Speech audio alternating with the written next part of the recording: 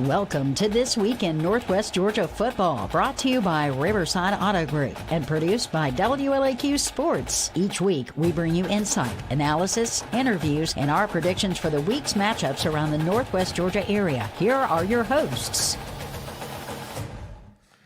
Good afternoon, WLA crew. We're glad to have you with us on the Facebook live stream and our YouTube channel for this episode of This Week in Northwest Georgia Football. I'm here with the man, Matt Davis, WLAQ sports guru, and then our young buck over here who has the lead in our picks challenge right now. Oh, wait a minute. Does he not? We're tied. We're tied. Okay. But he did win last week. He did win last week. Okay, so there's a tie here. But Grayson Atkins is with us again. He's wearing a Lakers shirt. I don't know why. I can't explain it. But anyway, we're going to talk some football today. Yeah, we won't get into what the conversation was before we went on the air. We got into, GOAT conversation, MJ, LeBron, and it was the old guys versus the young guy again, wasn't it? Yeah, it seems absolutely. to be a thing. It is a thing. It is a thing. It's a generational thing, it apparently. It is. But we will get into that, just not today, because wrong sport. We're talking football.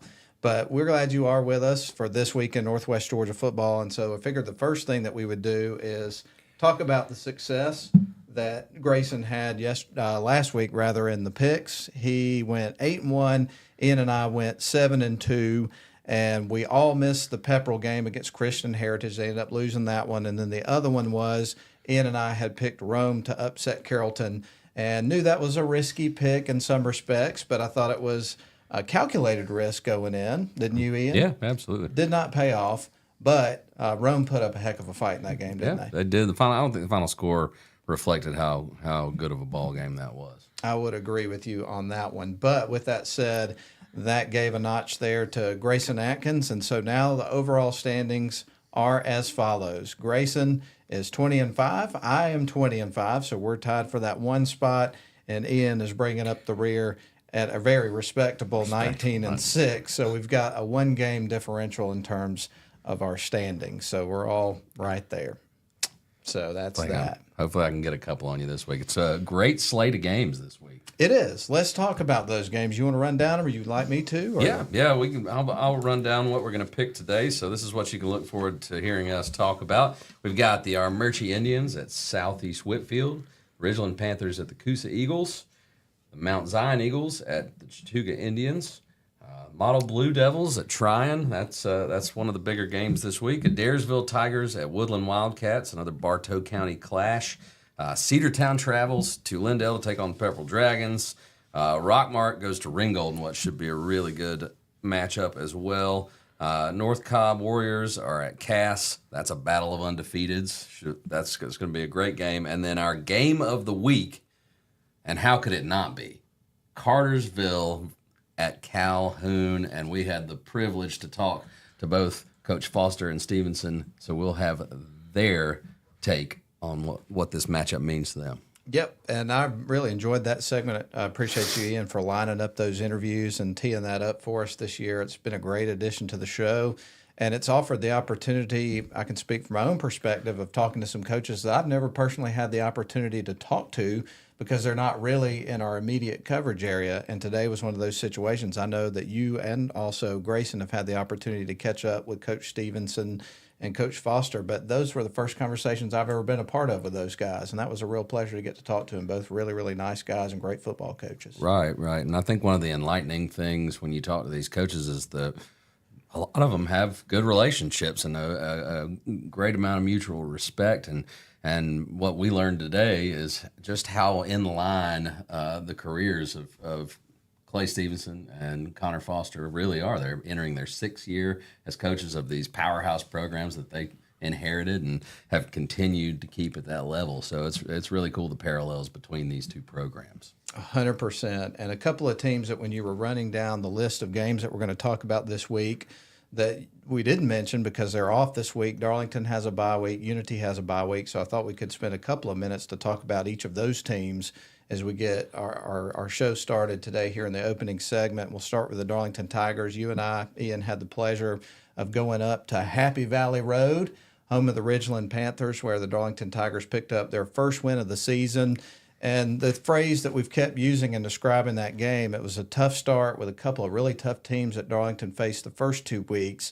And then, they cleaned some things up there for game 3 and went up to Ridgeland and really exorcised some demons. And it was great to see them come away with a 49-7 victory. And really, there was no part of that game where it looked like it would ever be in question, barring, the first possession of the game where you saw the ball end up on the turf and you thought, uh-oh. Then they cleaned that up real fast and didn't make a lot of mistakes in that game. It was a really, really good effort from the Darlington Tigers and a very thorough win. Yeah, you pretty much summed it up there. Ball security was a big focus for them in the off week, and then on that first drive, they're moving the ball well, and they fumble the ball, and then all of a sudden, Ridgeland hits 2 quick big plays and is knocking on the door, but the defense got to stop. Ridgeland missed their field goal attempt, and from there on, the floodgates were open for the Tigers. They didn't make a mistake on offense the rest of the game, and were just extremely efficient. The passing game was on point, and we saw Bodie Powers get 2 rushing touchdowns and Miles Twyman get 3. It was a good night to be wearing purple and white. It really was, and of course, on note about Bodie Powers' touchdown, he got not only his first ever high school touchdown, but his second as well, as you pointed out. So that was super exciting and just a great team effort. Everybody was involved in that victory, and hopefully something for that program to build on as they move forward this season. Bye week this week for Darlington. Next week, they're going to host a familiar foe at Chris Hunter Stadium, a team they last faced in the first round of the playoffs last year in Whitfield Academy. So definitely not a slouch opponent there. That's going to be a tough matchup, no question about it. But again, this team has really taken a step forward in that previous game, and through 3 games have really, it felt like they had some things dialed in for that game. So I'm excited to see this game coming up next week. Also, Unity picking up another win. So they keep rolling, Yeah, absolutely. Coach Hump's got that program firing on all cylinders, and I would expect it to continue to be that way for the Lions. Well, let's see, Ian. I guess the only thing we can do at this point in time is to start picking some games. The first 3 we're going to pick are Murchie at Southeast Whitfield, Ridgeland at Coosa, Mount Zion at Chattooga Indians. Who wants to tee up this first matchup that we're going to talk about? I think we should let the model boy talk our Murchie football. All right. Well, let's turn it over to the other side of the room, Grayson. Tee this one up for us, man, if you don't mind. Yeah, of course, our Murchie at Southeast Whitfield. So far, Southeast Whitfield, they haven't been able to catch a break with these Floyd County teams, man. Coosa laid the hammer on them earlier, and even though Gordon Central, I don't know why I said Floyd County, but Gordon Central, of course, whooped up on Southeast Whitfield a whopping 62-0. I mean, I have no words to describe that one. My Murchie, of course, they're coming off of a big win, and my cousin actually scored a touchdown in that game versus, Cherokee Christian? Mm-hmm. I believe they played last week. They laid the hammer on them, and there were a lot of bright spots there in that game for our Murchie, and I just think, Southeast Whitfield, I'm going to have to take our Murchie in this one. They're going to be too much for Southeast Whitfield, and that's saying a lot in terms of, just the way things have been going for Southeast Whitfield. I never thought that I would say our Murchie is going to be too much for any team, but I will take our Murchie in this one. All right, we'll shift over to Mr. Ian Griffin. What you got, man? Yeah, I mean, the Blues crew is off to a 2-0 start, and now they've got a Southeast Whitfield team that has been outscored in 3 games, 128-14. Woo! I think our Murchie hangs 40. That's what I'm going to say. That's what I'm calling it right now. And the Indians moved to 3-0.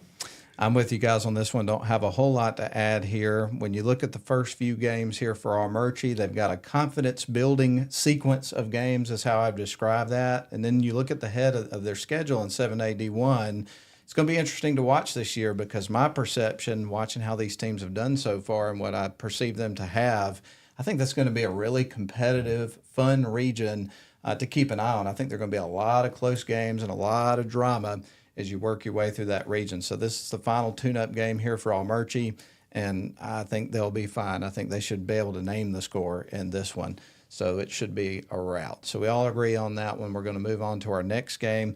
That is going to be the Ridgeland Panthers playing at Coosa at Branch Bragg Field. We mentioned already that Darlington extended Ridgeland's losing streak to 32 games last week. The Panthers have a lot of kids on the roster, some good size up front, decent team speed, but they're still one of those teams that feels like they're searching. They're trying to find that identity. They look a bit disjointed oftentimes, and with the team speed, grit, and togetherness, that's one of the key words I think for this Coosa team this year, togetherness. I think they have a chance to take control of the game early and really put it away. Do I think that they will, win as big as Darlington did last week? I don't know, but I do think they'll win this game pretty big. So, Ian, how do you see this one, man? Yeah, getting the chance to watch Richmond play last week, they've got some athletes, they've got some size, and they've got a quarterback who can make some throws, but it's very choppy. The inconsistency on the offensive side of the ball is alarming at times, and this is a team that wants to win badly. You don't lose 32 straight and not want to get off the schneid. That's the ultimate schneid right there.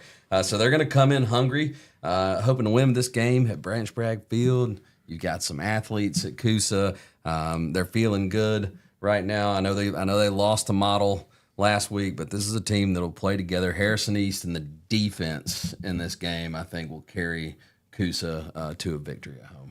So we agree on that one. How do you see this one, Grayson? So based on what I've been seeing throughout the season, just looking at scores, just looking at how Coosa's played, they've grown a whole lot throughout the first few games of the season. In the past few years, they haven't been, one of the greatest teams to match up against, and now they're growing, and now under head coach Jeff Cannon, they're headed in the right direction, especially in a new region. And Ridgeland, they're losing 32 games in a row, and that does not happen by coincidence. And they've already lost to, I believe, 2 Floyd County schools already, Darlington, and I don't remember Armurchie. You should remember that one because that one went the old guy's way.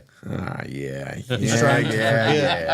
He's catching on fast there, Ian. So yeah, they've already lost to Armurchie and Darlington. And I think that their losing streak will continue to 33. I'll take the Coosa Eagles in this one. All right. So we all agree on that one. One more to pick before our first break of the program, and that is going to pit the 7A D2 Mount Zion Eagles at Chattooga Indians.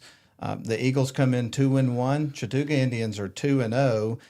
Series history-wise, Chattooga leads 1-0. However, these teams' only meeting was back in good old 1961. Wow. And Chattooga won that one 26-0. Who wants to start off with this pick? I'll take it. I'll take it and run with it. I tell you what, it's odd that the score in that game so long ago was a shutout because so far Chattooga hasn't allowed a point this season.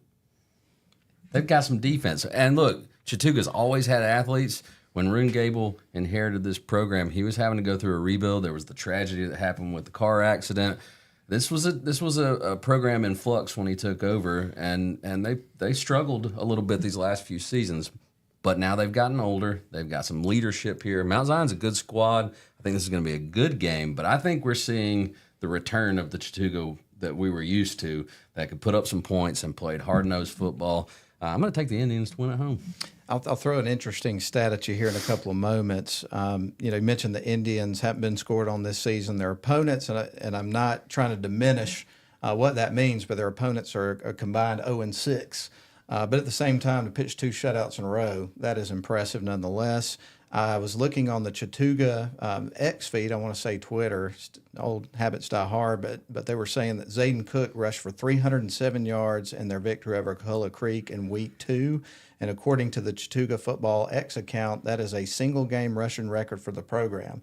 That surprises me a little bit. You know why that surprises me? I do. Yes, because Mr. Sonoris Perry used to tote the mail for the Chattooga Indians when I first started covering high school football, and he was one of those first players that when you were covering the game, you were just oohing and ahhing and be like, oh, my goodness, this guy's the real deal.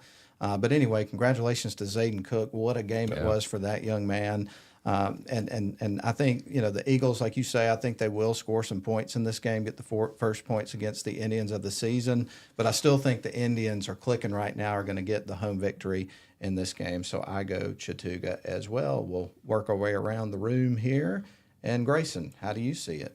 Chattooga, I know Ian mentioned this earlier, compared to the past few years, when I talked to Coach Gable, last year was kind of we're a young team, just X's and O's. We're young. We're trying to build up some leadership. And now that it's a senior-driven team, they're going to be able to compete well this year, even though the teams that they've played combined 0-6, strength of schedule may not be exactly in their favor.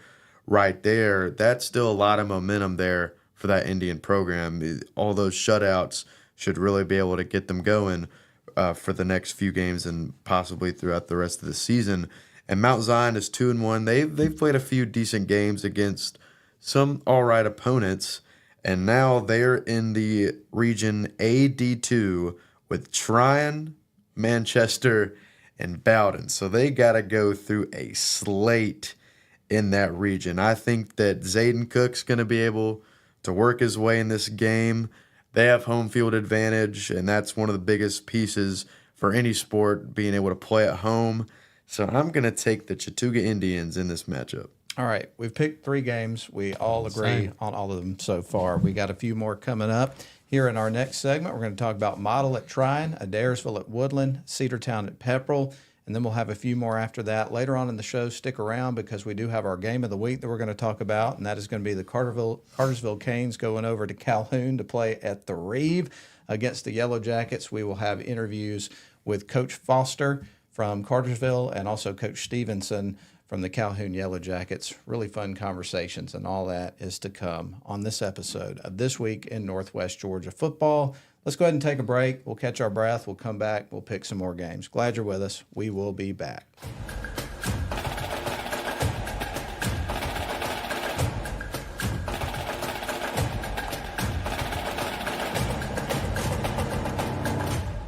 Shop for your next car, truck, or SUV at Riverside Auto Group. Check out riversideautogroup.com today to browse their selection or visit with them in person at Riverside Chevrolet GMC in Rome, Riverside Toyota in Rome, and the all-new Riverside GMC Cadillac in Cartersville. Locally owned and operated by the Welburn family since 1974. That's Riverside Auto Group. Visit riversideautogroup.com.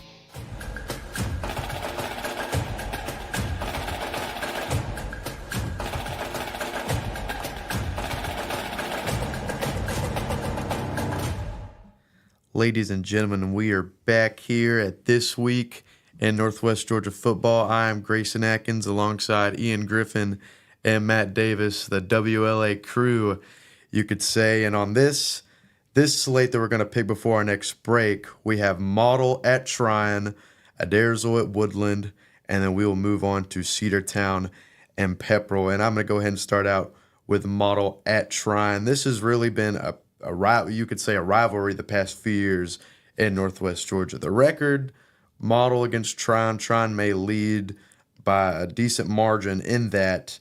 While the record may not reflect it, both teams remain competitive whenever they play each other, no matter where they play each other, if it's going to be at Tryon or it's at Model. This year, Model's going up to Tryon, and yes, they beat Tryon before up there. I was at that game. That was nothing short of amazing. I think I saw something. That was one of the biggest spread upsets in Northwest Georgia history.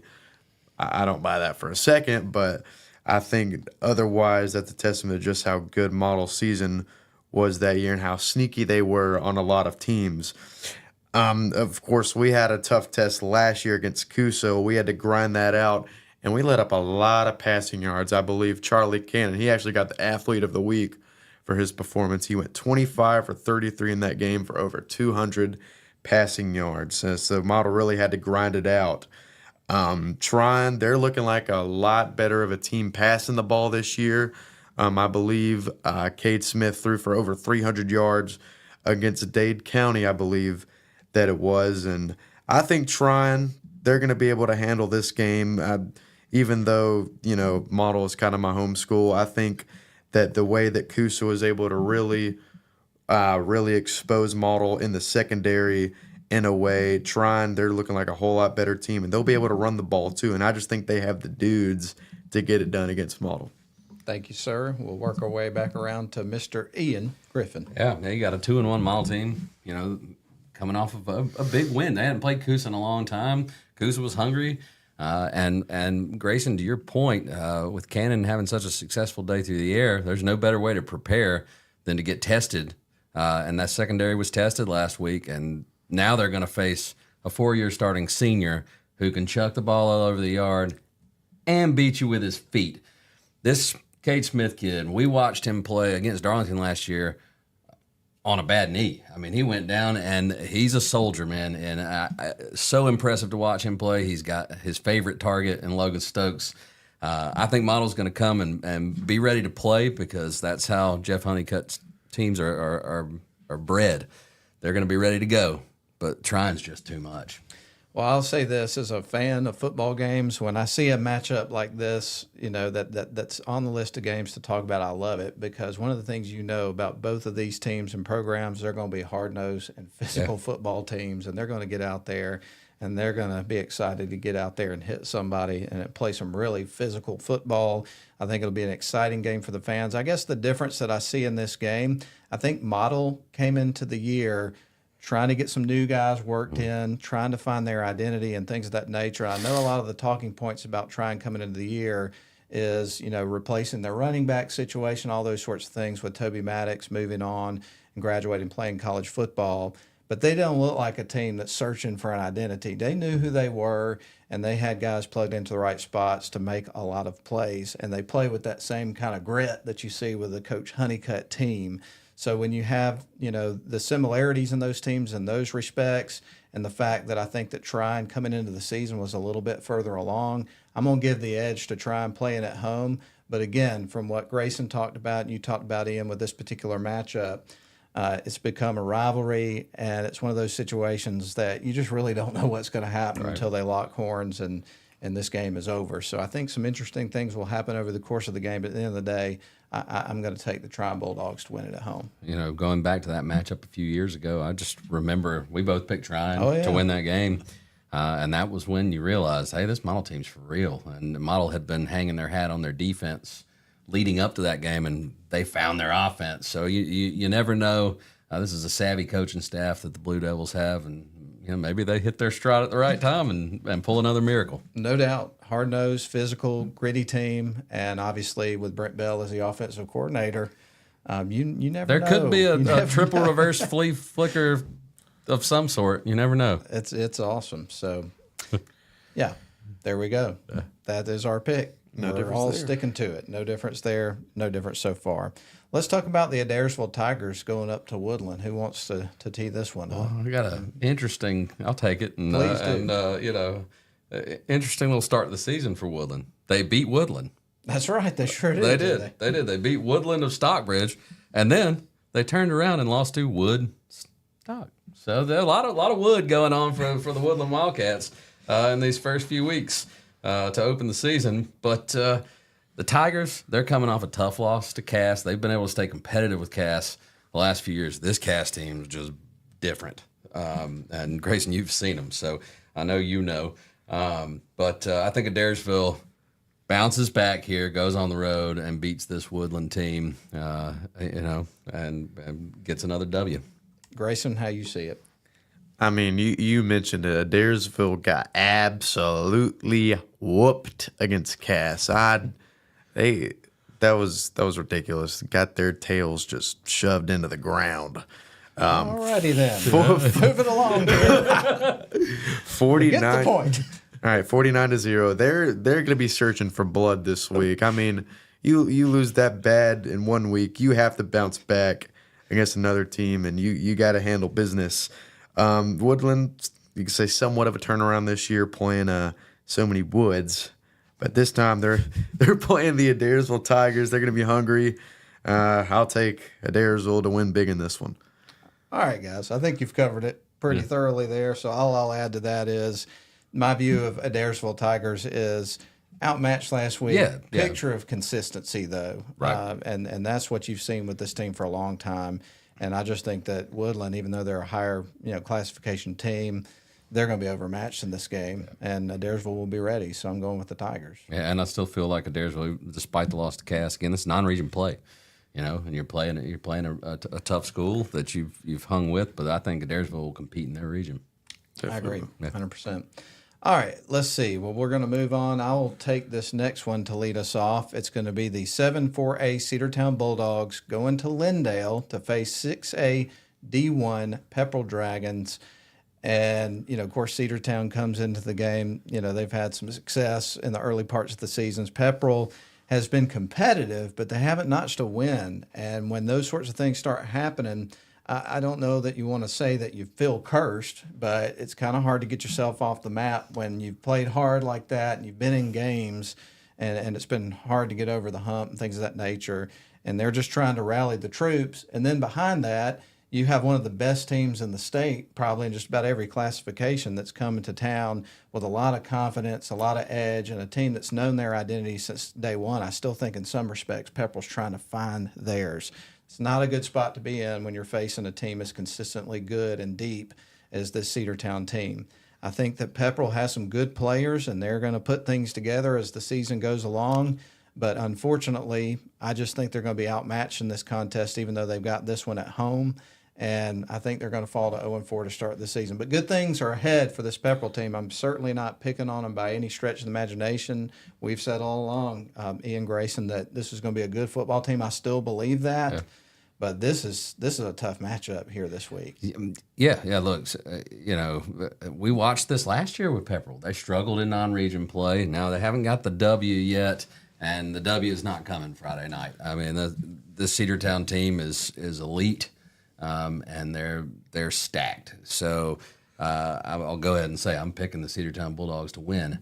But this is where a guy like Coach Haywood, and if you've ever been around, and we've all had the opportunity to talk with him, he's got an infectious attitude, and he's going to get this team in the right frame of mind for region play, and that's how you have to see it. And we're going to hit the reset button here, get to region play, and I won't be surprised if they're a playoff team. I'm with you 100% on that. We're going to work our way over to Grayson. What do you think about this matchup? I mean, the way they've been blowing out just every single opponent they faced. They even blew out Rockmart, and that's their number one rival. Their defense in that secondary and that defensive line, they're among the best in the state, especially in 4A. Their defense is ridiculous, and they return their leading rusher, so they have a really good run game. And from what I've been told by a few sources there down at Cedartown, their running back last year is the quarterback this year, so he can really beat you with his legs. I'm just going to have to give the edge to Cedartown in this one. All right, we all see every game so far the same. We all pick Cedartown on that one. It is unanimous. We're going to go ahead and take another break. When we come back, we're going to talk about Rockmart at Ringgold, Toombs County Bulldogs at Rome Wolves, and North Cobb Warriors at Cass Colonels. That's a trio of some fun games to talk about it. Yeah. And we're going to do that when we come back in just a little bit. We're glad you're with us, and we shall return.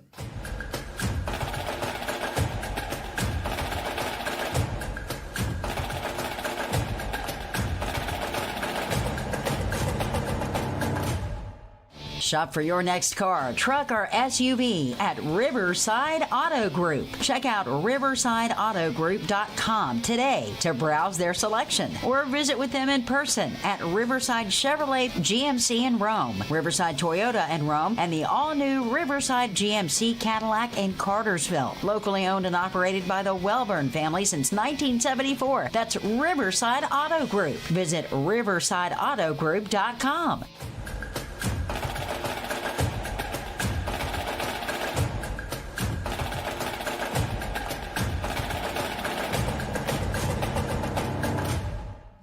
Well, I learned from my friend Nathan Patterson with Northwest Georgia Media, who's the video guru of Northwest Georgia Media, that every so often you want to add something, to what you're doing, add a little razzle dazzle.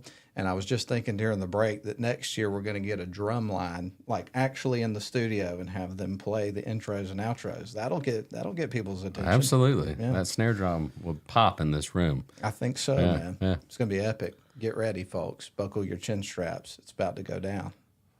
But it won't be the three of us attempting to play the drums. We'll actually get some kids who know what they're doing. That would be abstract art. That would be abstract art. Yeah, Pretty sure about that.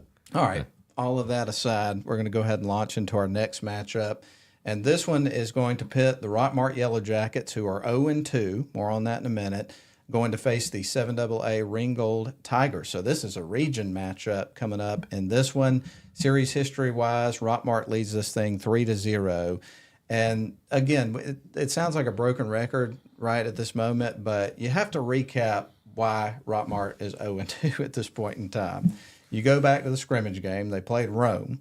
Then they followed up that with a game against Cedartown, their in-county rival, who is locked and ready to roll right out of the gate. And then what's the next thing on the list? You go play Cartersville.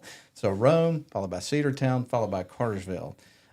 So now you get to see what happens when the playing field is level for the region opener, and then you've had a team that's played against some of the best teams in the state, what that does to you.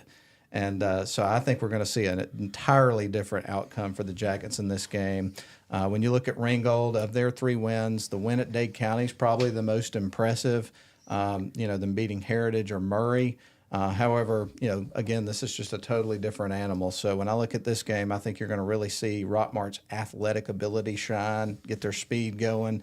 Obviously, Luke Parker, their quarterback, is a good player. He's got a live arm. They got a lot of things that they can do on offense, and I think that Ringgold's going to struggle with them personally. Ian, do you see it that way? Yeah. I mean, this is just this 0-2 record is just a result of a very tough non-region slate. Like you said, Ringgold has been a very consistent program. They've got a good home field atmosphere. I've been to a Ringgold game, and their crowd will come and bring the thunder. But Biff Parson and his boys are going to be ready, and they're hungry. They want to win, man. I just feel like Rockmart's going to go down and show out. I'm with you. Let's see what Grayson feels about the situation for the Rockmart Yellow Jackets and the Ringgold Tigers this weekend. Of course, and this was an interesting fact that I saw. And for the past, whenever COVID hit and they did the reclassifications, Rockmart moved into Ringgold's region with Adairsville, and Rockmart won that region 2 years in a row. But Ringgold was able to keep it close for 2 of those years. And now, after Rockmart being in Region 7 AA in Models region, Murray County region, North Murray's region, they finally get to move back into a 2A region where everybody else moved down, and North Murray was able to stay in 2A after being in 3A and all those other teams, etc. You give Rockmart 2 weeks to prepare after playing a buzzsaw of a schedule: Cartersville, Rome, Cedartown. I just think that they're just going to be able to fly everywhere in Ringgold. I don't care if it's at home. Give me Rockmart. We all agree on that one. We've agreed on every single game so far. And I suspect we will on this one, but we'll see. We're going to let Grayson, we're going to keep it with you over there and tee this one up for us. So this one's kind of interesting in a way, because Toombs County is a 2A school coming up 5 hours to play a good old 5A Rome, one of the powerhouses. You don't really see that often, but I guess you could say this speaks a testament to just how hard it is for teams down in South Georgia to schedule a game against Toombs County. And then one of the things that I saw, they are the number 1 ranked team in A Division I, regardless of private schools or public schools. So they are a really good football team down there. And one of the things that caught my eye, and followed close with basketball last year, so I got to see Toombs County play. They won the Governor's Cup last year. And here's the slate of how they won this. Elite 8 in football, state runner-up in basketball. They went to Columbus in softball. They went to the Elite 8 in baseball. They were the state champion in soccer, and they were the state runner-up in dual wrestling. I mean, my gosh. That's impressive. That's a great program. Yeah. Their athletic program is definitely dominant. And last year, another thing that was interesting, they're no stranger to coming up to play long games. They came up to Rockmart last year, and when they lost in the Elite 8 in football. But this is one of the other things, was that region was tough. The reason that they had to come up there was that it was a 3-way tie with Pierce County, who was the eventual state champions, with Appling County, who was a top 5 team in the state at that time, and Toombs County, which of course I mentioned made it to the Elite 8. And on the flip side of things, I talked a lot about Toombs County. Rome just lost to Carrollton, as we said earlier in the show. Even though they lost, there's still a lot of positives to take away from that game. They were able to score off a few trick plays and one busted coverage play, and the receiving crew had a lot of positives. J.J. Winston and Darnell Collins, they are a great duo there in that receiving crew. And even though Moss threw 2 picks in the quarter, he proved to be good for the rest of the night. It's a lot. That's a loss that will shape a team for the better. So I'm going to take Rome, even though they're playing a powerhouse, even in a lower classification. They're going to avenge the loss against Carrollton. All right, Ian, do you see it similarly? That's a hard word to say. I Similarly. do. I do see it similarly. I believe that, we've seen Rome drop games to Carrollton and have some really successful seasons. They've beaten the Trojans a few times too. But last week to have to start the season delayed and to go on the road and give that kind of effort. And you talk about Moss. Here's the quarterback's most important position on the field, right? And he goes and he turns the ball over early twice, but he bounced back and was able to keep leading that offense. And they stayed in the game, late into the third quarter before things got away from them. Now they return home. You got a proud program that's going to come into Barron Stadium wanting to spring an upset. Toombs County's going to come and buckle those chin straps and be ready to put a hat on a hat.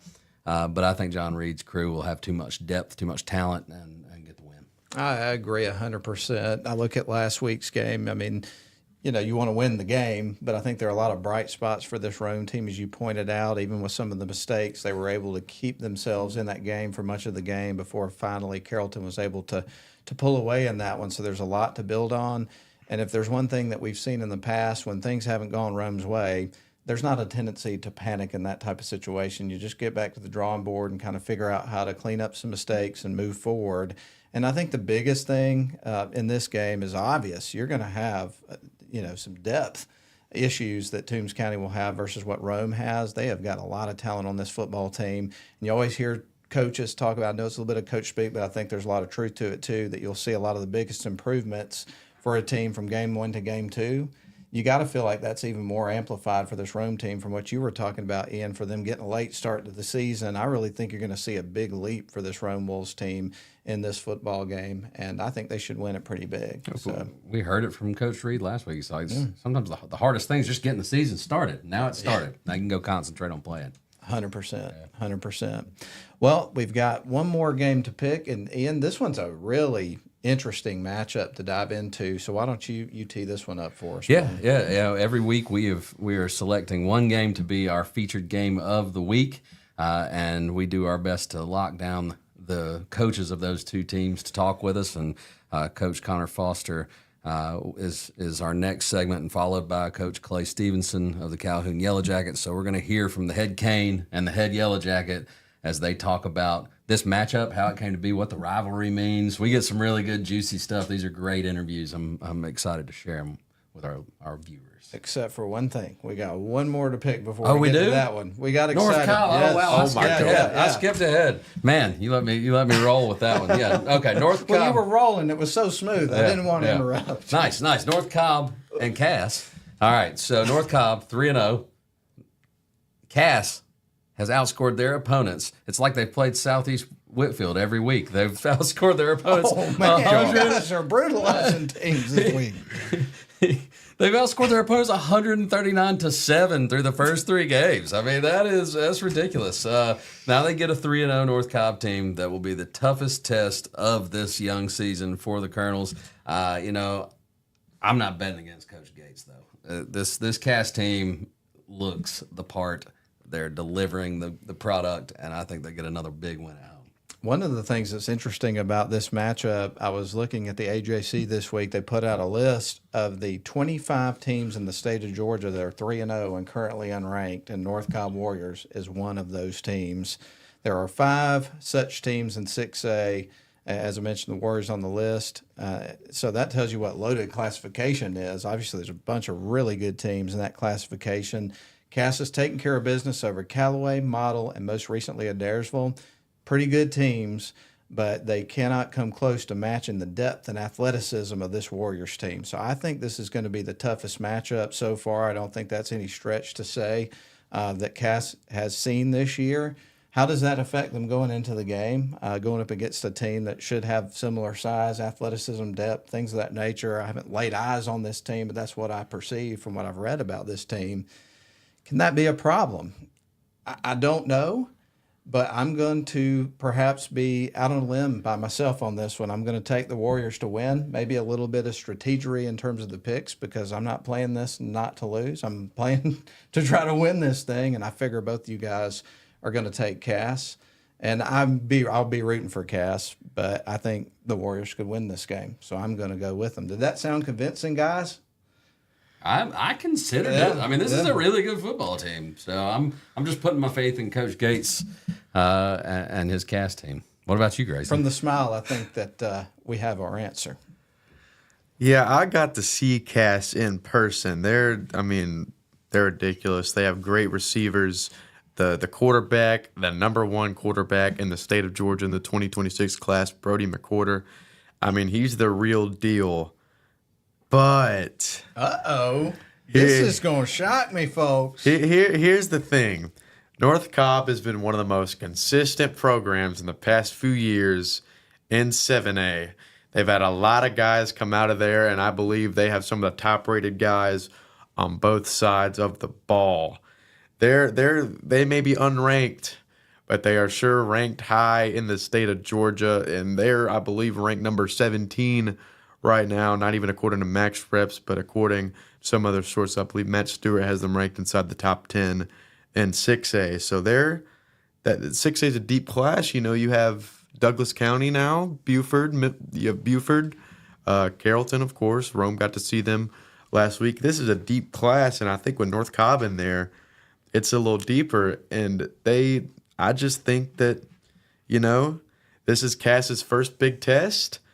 I think that even though, you know, look at him building suspense. I know. I mean, it's like he's been hanging Spit out it with out, us man. for a long Spit time. it out. Come on. You know me, I'm going to yap for a little bit. I mean, but yeah, this is Cass's first big test, and I think that since it's their first big test and the teams that they played beforehand, I'm going to have to take North Cobb in this one. Okay, now let me ask you this. Did you just make that decision, or is that on your sheet? Well, you see... We did explain the rules to him, didn't we? Yeah. Oh, yeah. Okay, I was trying to look over there to see. No, I had North Cobb beforehand, but Okay. I ended up forgetting to copy it in the Google Docs. So I'll be honest with you. I mean, I did my research. I know this North Cobb team's good. I thought both of you guys might go that direction. So here's my equalizer. Go Cass. There you go. So you took the Warriors. I'm not saying that Cass can't. I'm not saying that Cass, you know, isn't going to keep it competitive, but I'm saying that North Cobb is good. You guys are giving me a chance. That's all I want. And we still have one more game to pick. I'm not saying I don't think there could be a difference there. That's an interesting matchup, so we may have more than one. But at this point, it could be a situation where we could have a three-way tie at the end of this. Yeah. Isn't that correct? Yeah. Yeah. All right. Well, that's it. We've got one more game to pick, and we're going to hear from the head coaches before we do that. That's right. I jumped the shark. But next, we hear from Conor Foster of Cartersville and Clay Stephenson of Calhoun.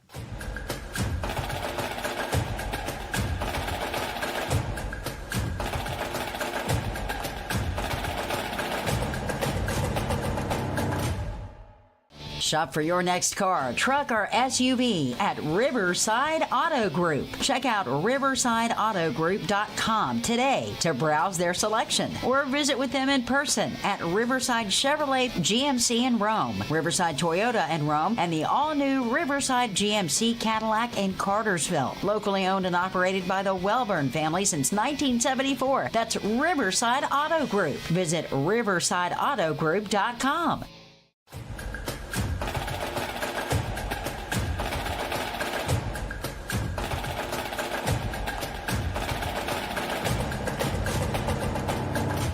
Welcome back in, everybody, to this episode of This Week in Northwest Georgia Football. And, of course, one of the segments that we've launched this season is highlighting a game of the week, and a part of that segment is to talk to each of the head coaches. And we're very fortunate and excited to have Coach Conor Foster, the head coach of the Cartersville Hurricanes, with us on the program today. And, Coach, first of all, welcome to the program. We appreciate you giving us some time today. Yeah, absolutely. I appreciate the opportunity, and thank you guys for all you do for promoting our program, but all the programs in Northwest Georgia. It's a pleasure. One of our favorite things to do is to talk some high school football, which we're excited to do with you. But this is your 6th season at the helm of the Cartersville Canes. What's been your approach to maintaining the Canes' elite status as a program in the state of Georgia? Lots of success. What all goes into that? I think that, it's to continue to pursue excellence. I think sometimes you got to be careful in a program like this. It's easy to kind of maybe hide behind traditions or rest in traditions and not make changes. But, for us, the tradition is excellence. And so we're going to continue to pursue it in every endeavor and in order to train up our young men, not only to be successful on the field, but, on football. So we've got an infinite goal that we're pursuing and constantly evaluating our progress, and it's just it's a blessing to be here at Cartersville, at a place that helps you pursue such a grand goal. Well, Coach, we want to talk a little bit about your personnel and your roster. Over the years, it'd be a fair argument to say that Cartersville's kind of been QBU. So tell us about some of your guys. Definitely the quarterback position, but who are some of the guys that you have seen step up so far through these first 3 games? Yes, sir. We start there at the quarterback with Nate Russell and Andrew Purdy. Nate's been our starter, and I think he's a guy who's coming into his own. He's just a junior. Sometimes you forget. I think starting last year as a sophomore and kind of going through some growing pains. He started about 20 games now, and so he's played a lot as a freshman, and his best football still out in front of him. And, we're excited about his growth and development that we've seen thus far and what's still out in front of him. And Andrew does a great job for us, kind of bringing a little different wrinkle to the offense. Offensively, Langston Hogg is kind of the anchor to that offensive line. This is his 3rd year starting for us. And Jamari Bryce out there at wide receiver. Everybody knows the name, but he just keeps getting better. We've moved him around, moved him outside, moved him inside. He's played some quarterback and running back, and he's a guy that can play defense and return kicks. He's just a very special player. And Brady Marchese is a young receiver who's really coming into his own. Had some big catches last week. And defensively, I think Reedy Zell is a guy who's again just a junior. I feel like we've got a pretty young team, but a guy who played a good bit last year is playing some really good football right now. Jordan Wood, safety corner, he's a Cincinnati commit. And then Elijah Peets up front really kind of anchors that defensive line. We welcome Coach Conor Foster here to the program this week for this segment. Glad to have you from Cartersville. And one of the things that has been a recent sort of thing was region rivals with Calhoun, but with reclassification, this is now on the schedule as a non-region game. And this is one that the fans obviously love being on the schedule. We get fired up about this sort of thing. So tell us a little bit how it came to fruition that you were able to keep this matchup going here this year as a non-region game. Well, first, I've got tremendous respect for this rivalry. For Coach Stephenson up there at Calhoun, just great respect for their program, for their community. I've said before, I've known Coach Hal Lamb for forever, all the way back to his time in Bill, and so just a lot of clarity there. We both just got together. I mean, it's good for our community, it's good for our teams to be challenged in that way, to play in a big type environment. This will be our first game on the road this year, so it just serves both programs, serves both communities, and it's a lot of fun. It's intense. Like I said, it's a playoff type atmosphere, but a great opportunity to teach your kids how to respond in those moments moving forward. So an opportunity for refinement, an opportunity to see how kids will respond, in kind of a brighter spotlight, and an opportunity to to coach moving forward from this week. Well, Coach, to kind of expand on that, like Weinman, the Reeve is quite an atmosphere to prepare to play in. Exciting environment. You guys both have one of the best home field advantages in the state. What's your impression of that experience of playing at a place like the Reeve and your approach to getting your team ready for a road game? It's unique because it's so tight down there on the sidelines. It creates some interesting situations there with player safety and trying to get TVs and all the things set up there on the sideline so that we can coach them. But it's tight for both teams, and the crowd is right on top of you. It's something that our kids have grown to be familiar with for the most part. It'll be new for some people, but you got to address it. You got to talk about it. And then I think the big thing is you talk to your team about not being circumstantial, right? About staying focused on effort and execution and not all these other things that we can't control, and to enjoy the environment. It's a blessing to be to be able to play in a big arena. And that's part of playing here at Cartersville. So you've got to embrace all the things that come along with that. Well, as we get ready to wind down, Coach, you kind of touched on a couple of things over the course of our conversation that could fit into this particular question. But tell us what your keys to success for this game are. What are the boxes that you'll need to check, your team will need to check to come out with a victory in this game in a tough environment? Yeah, we've been our word of the week is grit. We've been hammering that all week, and I know our kids are going to play hard. But we have to execute, and I think that goes back to some grit in your preparation and grit in your ability to stay focused in a big moment in a loud environment. And so, that ability to stay locked in and stay focused on doing your job and not letting the emotions get the best of you in a big rivalry game. And then a couple basic things for every game, but in particular in big games, I always go back to the building blocks, which is, take care of the football, create turnovers on defense, and take care of the football on offense, and then explosive plays. I think both teams are going to take some shots. Who can prevent them and who can hit them. I think those two things will be huge as well. Excellent, Coach. Well, we're excited to keep our eyes on this one Friday night. Matt and I have a bye week. We won't be in the booth anywhere, so we're going to sit back and enjoy this matchup and wish you the best of luck and appreciate you giving us some time this morning. Well, I certainly appreciate it. Like I said, appreciate all you guys do, and hope y'all get to enjoy your bye week. It's been good TV the last few times we played, so hopefully we can hold up our end of the season. Thank you, sir, for your time. We appreciate you. Best of luck. Yes, sir. Thank you. Go Canes. This has been Coach Conor Foster, head coach of the Cartersville Canes, and we certainly appreciate his time. That's going to wind down this segment before we take our next break here on This Week in Northwest Georgia Football. And with that said, we'll be back after a word from Riverside Auto Group.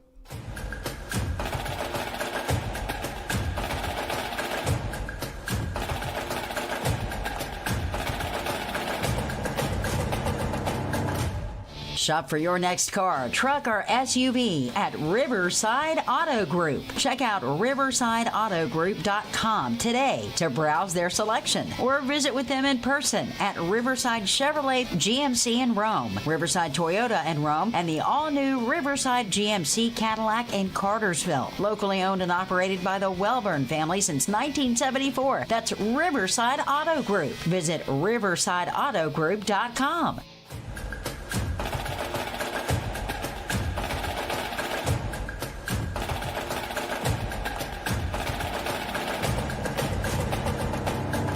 All right, everybody, welcome back to the show. We have the privilege of talking to Calhoun Yellow Jackets head coach Clay Stephenson today. Coach, thanks for taking some time to be with us this morning. Hey, thanks for having us. I appreciate all y'all do to cover sports in this area. We appreciate it. Excellent, man. Well, this is a big-time matchup. It was an easy choice for our game of the week this week. And I want to launch in by just saying, like Coach Foster, there's a lot of similarities between these two programs as we were doing our research.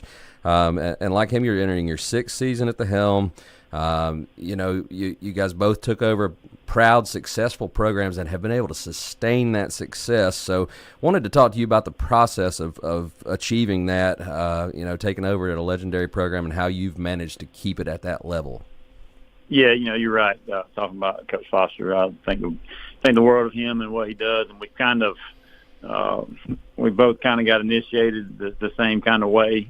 We were brand new head coaches. We both had kids early on in our head coaching career. I think he ended up having twins, if I'm not mistaken. So he's got a leg up on me there. But you're right. We both kind of jumped into it, and we got handed the keys to some really good cars, and our job was just try to keep it moving forward. And I think he's done that, and we keep trying to do that every day on a daily basis. But it's got really good assistant coaches around and really good players, and community administration support is huge at places like Calhoun and Cartersville, and we both couldn't do it without that support.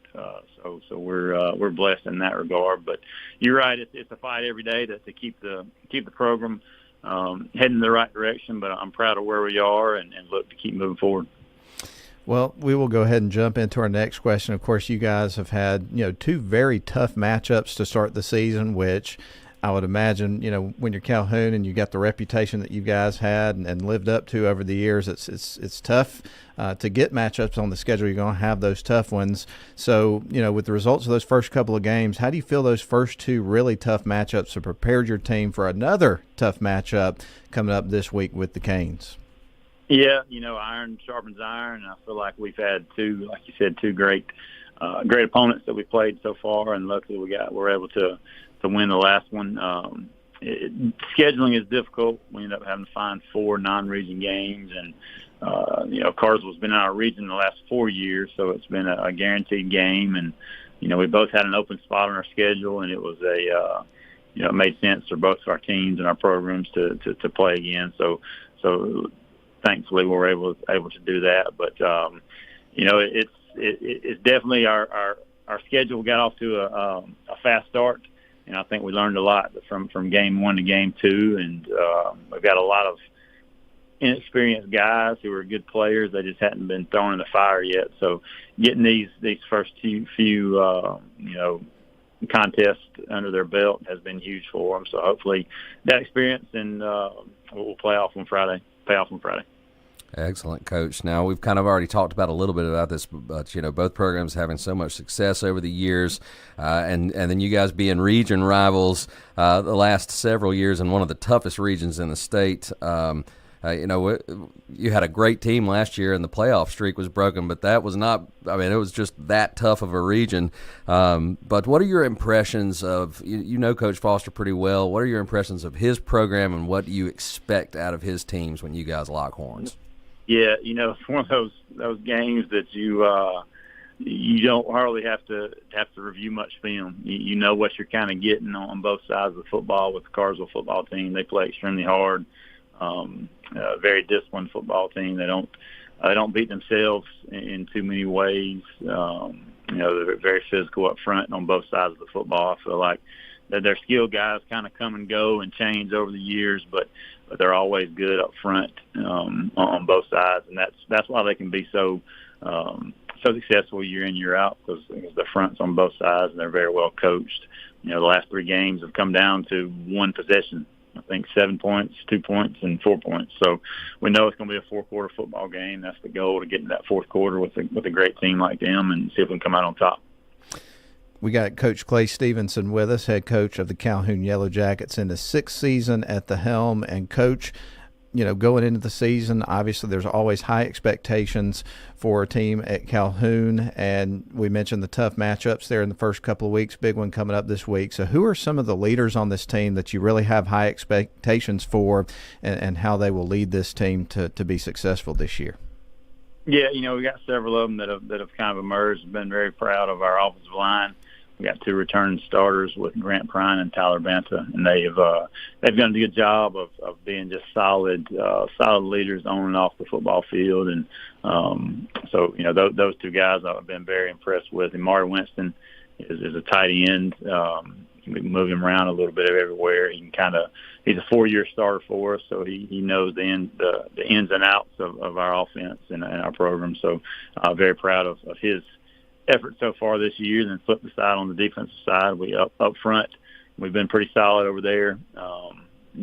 With a couple of guys that got some playing time last year and a starter back with Sager Quinn and Trey Perkins. Then on the back end, McCaden Griffin is our free safety. He played corner. He's a 3-year starter.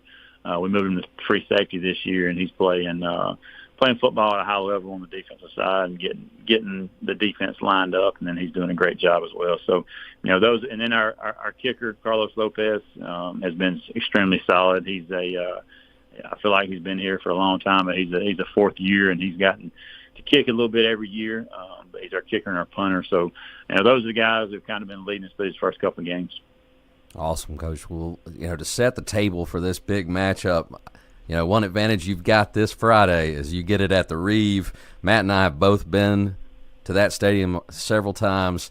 The atmosphere is electric, but we want to know from the head coach's perspective, what's it like to run on that field with your team, and what kind of advantage does playing at the Reeve give you? Yeah, as you ask that question, I'm getting chills thinking about tomorrow night. It's a special feeling getting to walk across Yellow Jacket Drive and seeing the band on the field and the community out there to support. And then tomorrow night will be a little bit extra added. We're having our military and first responders night, appreciation night. So we'll have those guys out on the field to recognize our local National Guard, who normally helps us with military night, is deployed over, I think, in Bosnia. So, we'll celebrate those guys and all of our local first responders. So it's going to be electric atmosphere, and I'm getting pumped just thinking about it and ready to kick it off. Wow. I know everybody around the area that follows high school football just gets super excited about a matchup like this. I know there's got to be a lot of stress that's involved in it as well in terms of getting prepared and wanting to come out with a victory here in the game. So on that note, I know we've kind of covered a little bit of this throughout the conversation, but to kind of put a bow on our conversation, what boxes have to be checked if you're going to get the win coming out of this game on Friday night? Yeah, I've told the kids all week, the proof's in the pudding. You go back and look at the last 4 years that we played a Cartersville team, and, it comes down to, it seems simple, but it comes down to blocking and tackling and turning the ball over, and hopefully we can, win the special teams battle. But we've had the turnover bug a little bit the first couple of games, so we've got to win the turnover battle for sure. And then, just go out and line up and execute on both sides of the ball. And the goal when you play a high-caliber team like Cartersville is you just want to be in the fourth quarter in the game. And, it's been a four-quarter. We won in triple overtime 2 years ago. And last year they scored with 18 seconds to beat us by a score. So we know it's going to be that type of game. So just kind of weathering the storm, handling that adversity, and protecting the football and see where we are late in the game. Well, I'll tell you what, Coach, I know this much for all the high school football enthusiasts out there. If their kid or team or band member doesn't have a game at another school, they're coming to the Reeve if they can get in the stadium to watch this one, because this is the kind of matchup we're all thirsty for. So wish you the best of luck on Friday night, and appreciate you taking the time to be with us today. Hey, thanks, guys. I appreciate it. All right, that's going to wrap up our conversation with head coach Clay Stephenson of the Calhoun Yellow Jackets, getting ready for a big matchup against Cartersville at the Reeve. Well, we're going to take a break, hear a word from our sponsor, Riverside Auto Group. We'll come back with more and to wind down this episode of This Week in Northwest Georgia Football.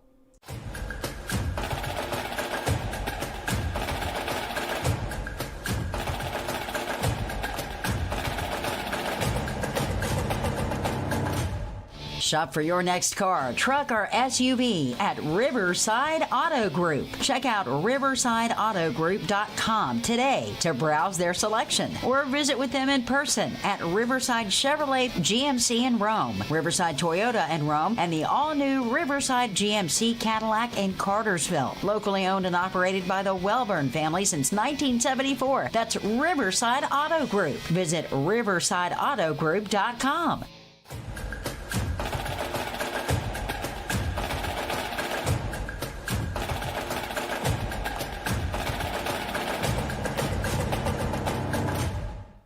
All right, one more quick segment with our panel. I'm Matt Davis. Next to me is Ian Griffin of V3 and WLAQ Sports. And across the table, we have our intern in the studio, and that is Grayson Atkins. And we'll just work our way around the room. I think we've heard everything we need to know about this particular matchup. Ian, who you got? I had to go back and forth and back and forth and back and forth again to decide who to pick in this game.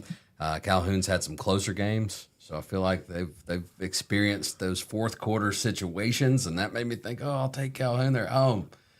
But something tells me that Cartersville and the playmakers that they have are going to find a way. But these games have been so close the last few years. I think we're going to have another thriller. I'm taking the Canes, and I can't even tell you why. Grayson. So this is a rivalry that it's a battle of the elites. I mean, it'll get more elite than this. Both teams, they've made a state championship at least once in the past 4 to 5 years. This one, Cartersville's been able to win it the past few years. I'm still going to have to go with the Cartersville Canes. I think Jamari Bryce, that Georgia Tech commit, Matt, he's gonna be a baller this game. They have other playmakers, Brady Marchese, Jordan Woods, Cole Crawford. He has a UGA offer. I'm not going to say go Dogs because I already missed Georgia Tech.